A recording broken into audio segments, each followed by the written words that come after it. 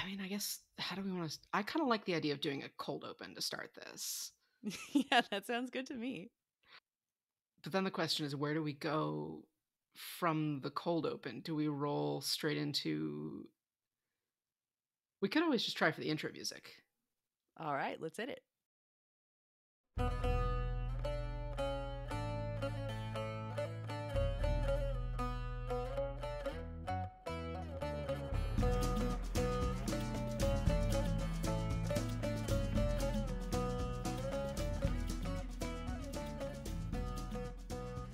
Hey, Sam.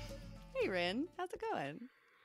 I'm good. I want to say welcome back, but I guess welcome because this is the first episode of the show. Hell yeah, this is the first episode that people who aren't us are hearing. We have been working on this project in secret for quite some time.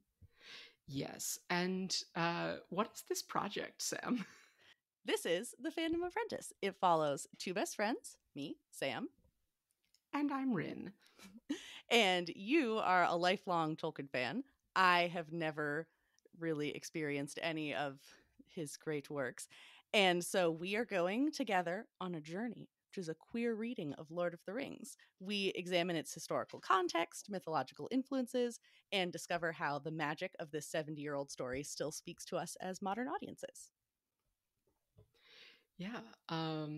Like Sam says, I'm a lifelong Tolkien nerd, and we decided one day that we were going to go through the series together, and we were going to make all of our friends listen to us talk about it.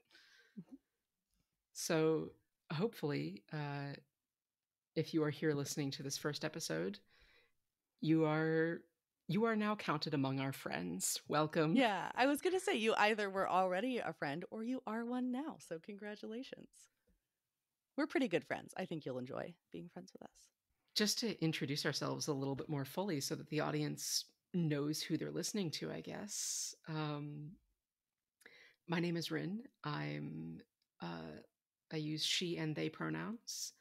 And like Sam said, I'm a lifelong Tolkien fan. I think my dad read The Hobbit to me as probably a 5 or 6 year old child. I think 5, to be honest. And Lord of the Rings a little ways after, but not long. If I look over here, lean over to my bookcase, over to my copy of Lord of the Rings, my dad has written on the inside that he gave it to me in 2006, which is after finishing the full series. So I would have been... Do you want to out yourself with your specific age on the show? a wooga years old. You were young. You were a young person. Yes. I hadn't not yet lived a full decade on this earth. That's a good window. That's a good margin of error. But beyond the lifelong history with Tolkien, I grew up with many other fantasy franchises as part of my childhood. My dad read me Wizard of Earthsea, and I was introduced fairly young to Mistborn and that one about the wizard kid and the wizard school that we all read as children. And Moment of silence. a moment of silence for the sadness we feel about that. And Percy Jackson once I hit like late elementary school. And I'm looking on my bookshelf realizing that's a lot more of my modern interests these days. But I grew up steeped in fantasy. My dad was a D&D player from early on. And so I started playing D&D at age 11 or 12, which of course, and I started playing first edition AD&D, which is of course hugely influenced by Tolkien. First edition AD&D is basically just we changed the names of some things in Lord of the Rings and let you play in the world. This is not technically copyrighted, the game. Basically. And then besides that, as I've grown up, I've sort of remained in love with fantasy and mythology. And so I minored in archaeology in college. I am a hard science person in my day to day life. I do the science things and worked in public health for a lot of the pandemic. Which was really fun and just great for your life and mental health and sleep schedule. I had a set of skills that were useful um, in a global crisis, and I was happy that I could be useful in that global crisis. And that's all I'm going to say about that for now. um, but I I guess the biggest piece of this is I'm a liberal arts nerd. Um, I do science in my day to day, but then I come home and I read the Poetic Edda, and I talk about Tolkien on a podcast with my best friend.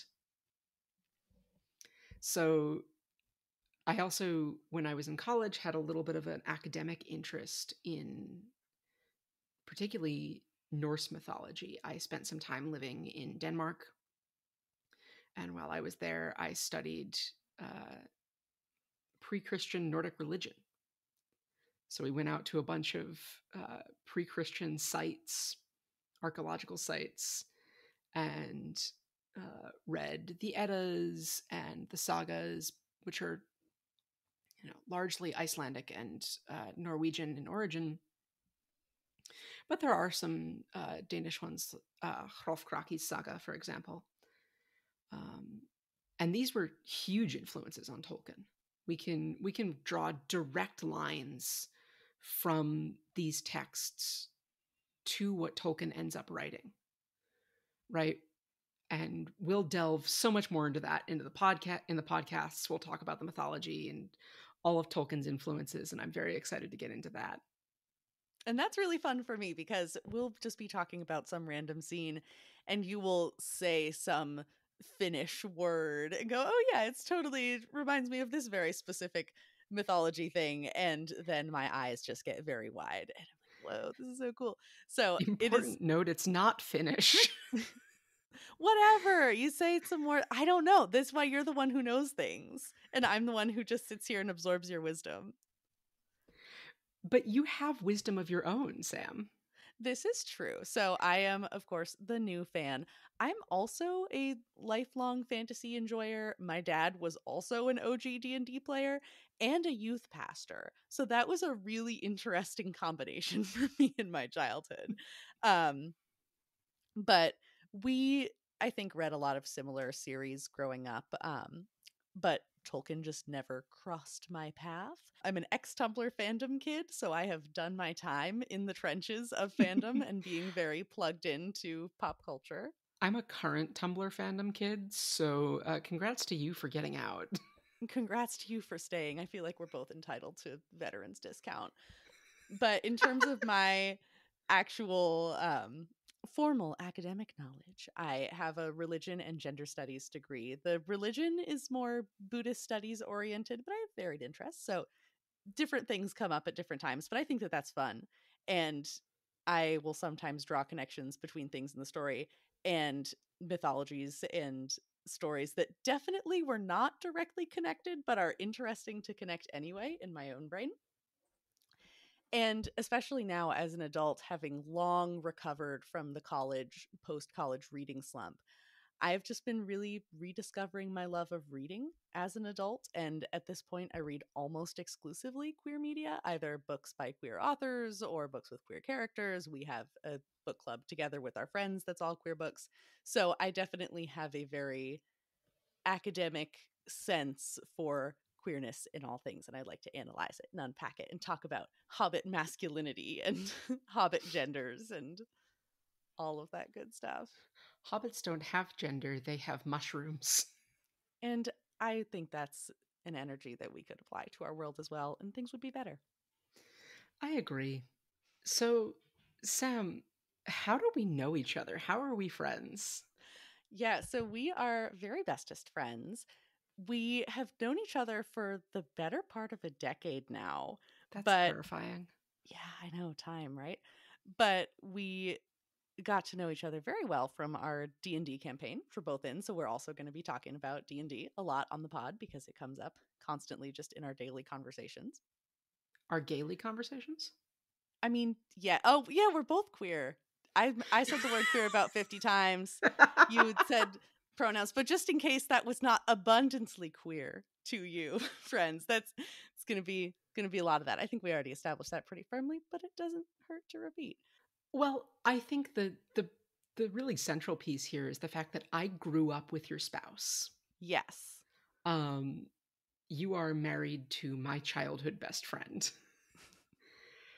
who will be appearing like a cryptid on select episodes of the pod, and we'll find out when those are when they happen. Yeah, they'll be our film correspondent. It'll be fun. Yes. So uh, I think I maintain that yes, we're the same person, but really that just reflects back on them for wanting to spend time with the same sort of people. The same person in different fonts. And you know what? That worked out well for everybody in the end. It did. So the running joke for a long time was that Sam and I share a brain cell. Was in the past tense. We still reference that daily. We'd come up with the same things at the same time, uh, from literally continents apart. Yeah, we are to a degree that's really eerie.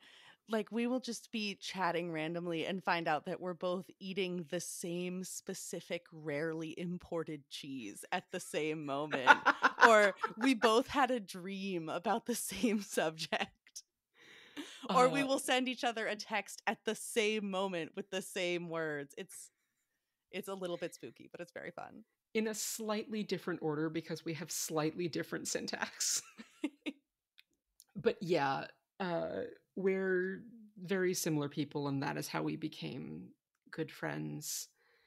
And ever since, I have basically just been subjecting Sam to everything that formulated me as a human being. So, my music tastes, my tastes in media, and we decided at one point we decided to make a book club so we could make all of our friends read books with us.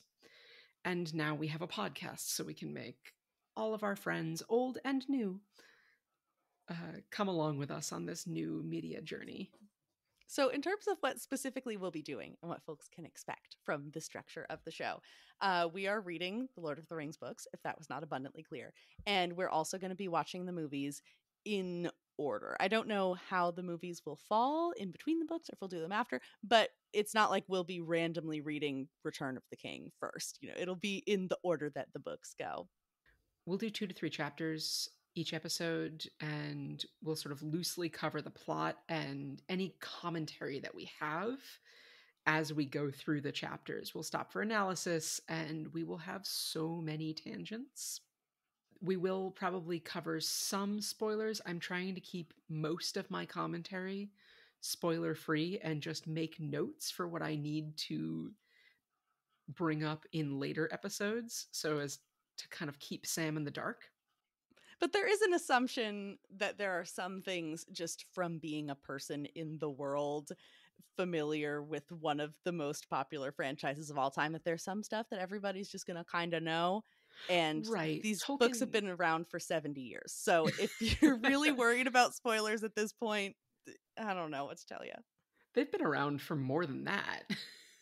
Well, I looked up when Fellowship came out, and it was like 68 or 69 years ago. I was thinking Are you about including The Hobbit? 19 I was including The Hobbit, 1937. Yeah, okay. So these books have been out for a long ass time. There's going to be some spoilers, but in the spirit of the show, we will try to keep those to a minimum.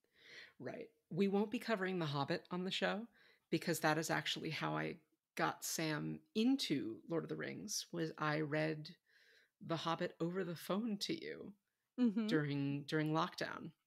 Which I didn't make you do, but I persuasively requested that you do. And then it just became an ongoing thing, and it was delightful.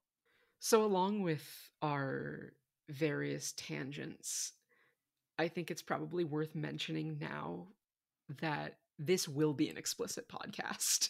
Very, yes. This is not for the kiddies. This is not for putting on the aux at work. I mean, it could be. I don't Depends where know. you work. I don't know, I don't maybe know you your work somewhere really workplace. cool. I don't know your workplace and your vibe with your coworkers. I would not put it on the aux at my job.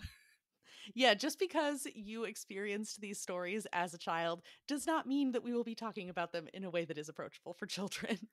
No. And similarly, if you know us in real life or happen to be a member of our families, we're happy to have you listen.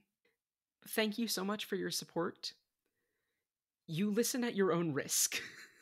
There will be things you will learn that you cannot unlearn, and I would like to be able to make eye contact with you across the dinner table in the future. So, for the sake of our future relationship, maybe just consider that.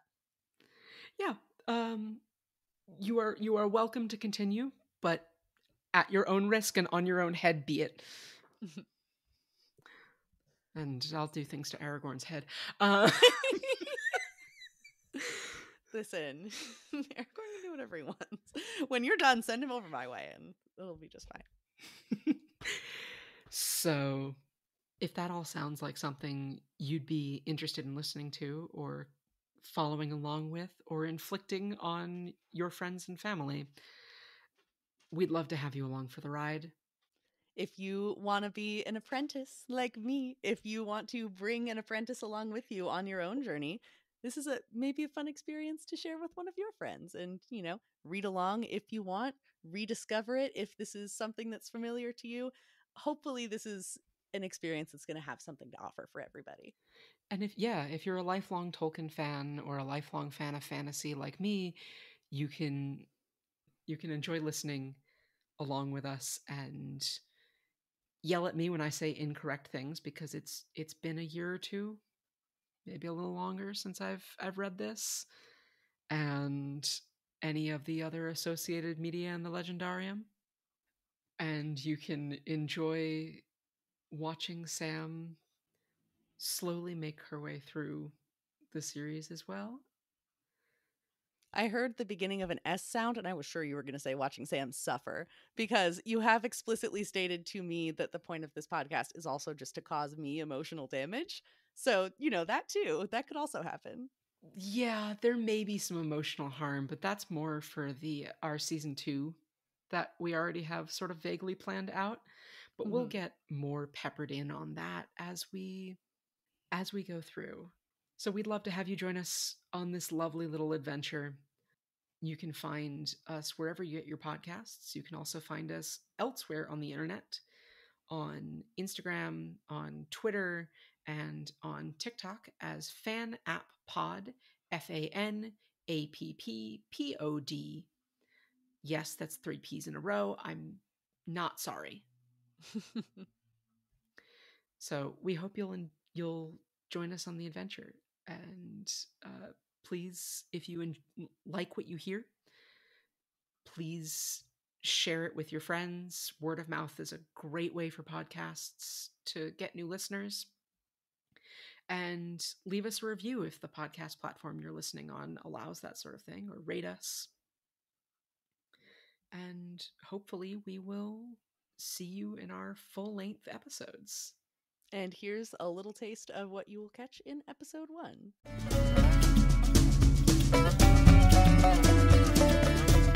I do love that we get a little more of like Tolkien editorializing in this book than we got in The Hobbit. So we get Tolkien editorializing on behalf of all of the other characters. So we get a line about Bilbo, that they're dreading Bilbo's after dinner speech, which is inevitable because he was liable to drag in bits of what he called poetry, and sometimes after a glass or two would allude to the absurd adventures of his mysterious journey. Um, I love that, just liable to drag in bits of what he called poetry. Stone fucking cold. So mean. It's like, listen, he wrote his memoirs. He's having fun being eccentric, but it does just annoy the fuck out of everyone around him. And I love that. I this reminds me a little bit of the very early parts of Hitchhiker's Guide to the Galaxy, where they're describing Vogan poetry being the third worst in the universe. And I was Mm. reading this line thinking, oh, so where does Bilbo's poetry rank Oh, amongst universe levels of poetry? probably still quite bad. Um, and in Well, terms of the speech that he gives, this speech was this also delivered to me in a very dramatic way. Would you like to tell the good I people the complete context? Because it was do I beautiful and have wonderful. to? Yes, because if you don't, I will. It was also the first time that you had met my roommate. Yes, they were And recovering from a minor medical procedure and like kind of out of it. And what I but we have been were it told is, was oh, sorry. well, we were just sort of all sitting around, and my roommate had moved in like the week prior to this, Hmm. and so did not really know me. Just comes out of their room and I am standing on a chair delivering this speech. um, my dear Bagginses and Boffins, Tooks and Brandybucks and Grubs and Chubs, and um it's a wonderful, wonderful speech. And specifically, it was the transition because we were sitting on the couch together, being cozy, having our nice little moment. And then you're like, wait 1 second, and get up on the chair. And it was delightful. Um yes, and he has one hand in his trouser pocket. Hmm. So I did stand on the chair with one hand in the pocket of my shorts.